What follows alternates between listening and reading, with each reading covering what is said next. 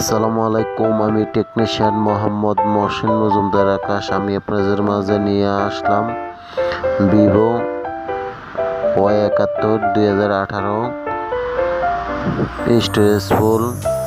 Set slow কাজ করে, set hang করে, কীভাবে ফ্যাক্টরি রিসেট মারবেন, কীভাবে হ্যান্ড রিসেট মারবেন, ওটা আমি আপনাদেরকে এই ভিডিওর মাধ্যমে দেখানোর চেষ্টা করব। আর আপনারা যদি আমার ভিডিওতে নতুন হয়ে থাকেন তাহলে সাবস্ক্রাইব করবেন আর লাইক কমেন্ট শেয়ার করবেন।